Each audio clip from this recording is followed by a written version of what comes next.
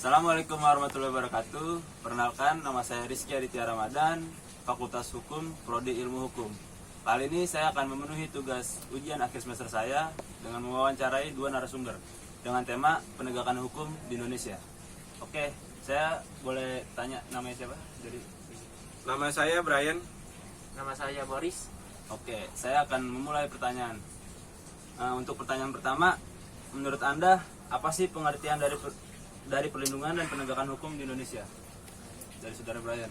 Menurut saya, perlindungan hukum itu yaitu bahwa ada proses penegakan hukum yang berguna untuk melindungi masyarakat, sehingga seluruh kepentingan masyarakat yang heterogen dapat terjamin dan terpelihara. Itu menurut saya tentang perlindungan hukum. Penegakan hukumnya? Mengenai penegakan hukum, yang saya tahu itu penegakan hukum itu yaitu bahwa dalam proses penegakan hukum itu berguna untuk menegakkan atau memastikan berfungsinya norma-norma secara nyata, sehingga setiap bentuk pelanggaran dapat memiliki pedoman khusus dalam penanganannya dan penyelesaiannya. Itu menurut saya. Kalau dari saudara Boris, apa? Menurut saya perlindungan hukum itu ialah suatu penegakan hukum untuk melindungi masyarakat agar lebih luasa dan lebih terjamin atas kualitas kehidupannya. Penegakan hukumnya itu suatu jawaban atas tindakan-tindakan kriminalitas, maka penegakan hukum itu harus berjalan dan itu adalah jawabannya. Oke, untuk pertanyaan selanjutnya, pandangan Anda terkait kondisi penegakan hukum di negara kita saat ini. Dari saudara Brian apa? Kalau pandangan yang saya lihat ya, penegakan hukum di negara kita saat itu sangat lemah. Kenapa saya bilang lemah? Ya karena penegakan hukum di negara kita itu masih belum 100% netral. Dia itu masih berpengaruh kepada siapa yang berkuasa dan siapa yang beruang. Itu menurut saya. Kalau dari saudara Boris apa? Menurut saya kurang memadai untuk penegakan hukum di Indonesia saat ini.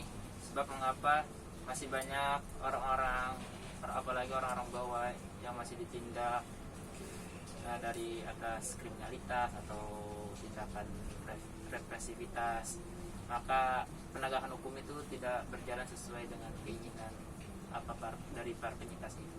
Oke. Pertanyaan selanjutnya, perbaikan seperti apa yang bisa dilakukan guna meningkatkan performa para penegak hukum? Dari saudara Brian. Untuk performa ya ini aja sih yang penting, jangan tumbul ke atas tajam ke bawah. Cukup tindak adili seadil-adilnya kepada siapa yang salah dan siapa yang benar. Oke. Kalau dari saudara Boris apa?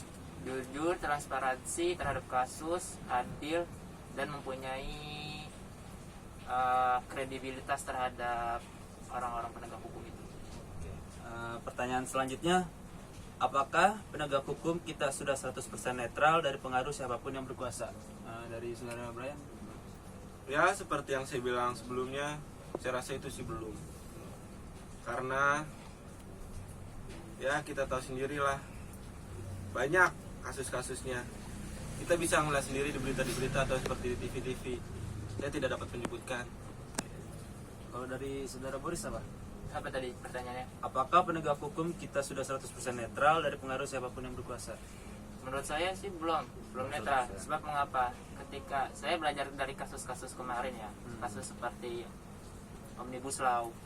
Ketika Omnibus Law disahkan oleh para MK, maka ada 9 MK itu dan 3 terpilih dari DPR, 3-nya terpilih dari Presiden, dan 3-nya baru dari masyarakat.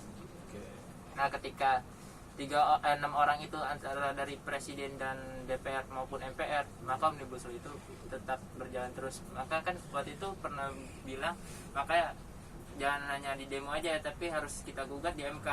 Tetapi percuma, penegakan hukum kita kan dari 6 orang MK itu terafiliasi oleh negara, jadi percuma lah, sia-sia. Makanya itu belum ada sepatutnya dikatakan netral. 100% netral. Ya. Oke, pertanyaan selanjutnya, apakah sebagian besar politisi seperti pemerintah dan anggota parlemen Indonesia sudah betul-betul kompeten dan memiliki integritas tinggi dalam menjalankan tugasnya? Kalau dari saudara Brian. Saya rasa sih belum betul-betul kompeten, belum betul memiliki integritas tinggi dalam menjalankan tugasnya.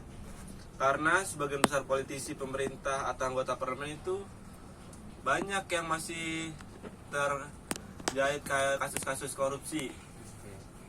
Udah.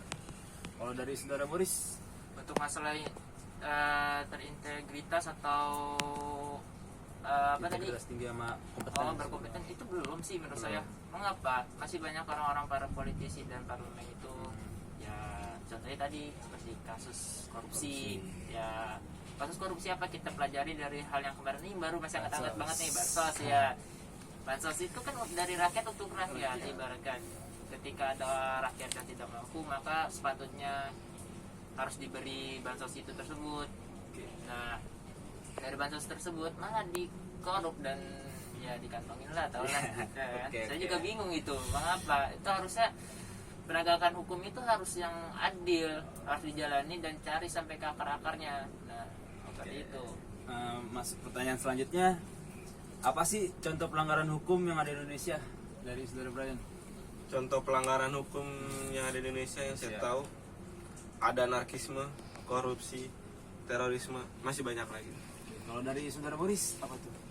Ya, menurut saya korupsi anarkisme itu udah Hal hal lumrah. yang lumrah ya.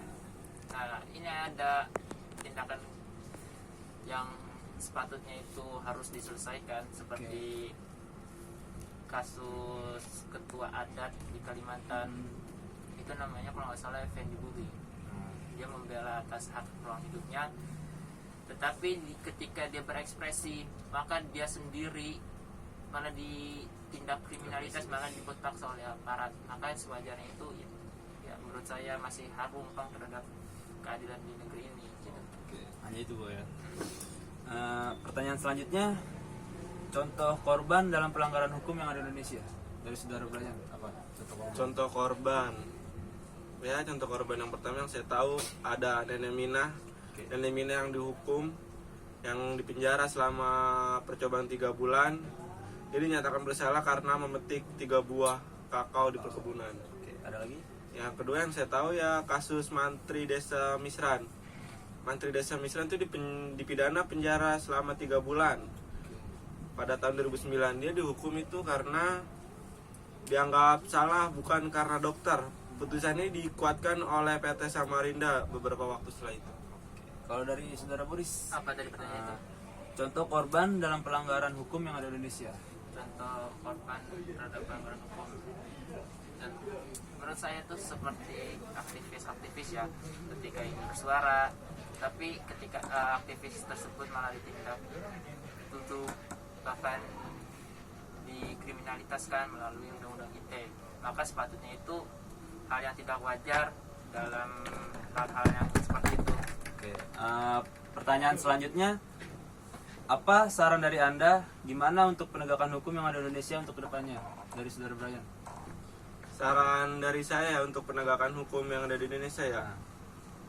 Ya yang penting itu jangan tumpul ke atas dan tajam ke bawah lah. Tolong diadili secara jujur, benar dan sesuai bukti yang ada aja. Jangan mencari kambing hitam. Oke, kalau dari saudara Boris nih, Harus berlaku jujur, ya balik lagi jujur, adil, lalu harus konsisten terhadap apa permasalahan itu sendiri dan cari sampai selesai tanpa adanya diskriminasi, bahkan hal-hal yang berbau melanggar hak asasi manusia. oke, terima kasih dua narasumber. Sekian wawancara kali ini. Wabillahi taufiq wal hidayah. Assalamualaikum warahmatullahi wabarakatuh.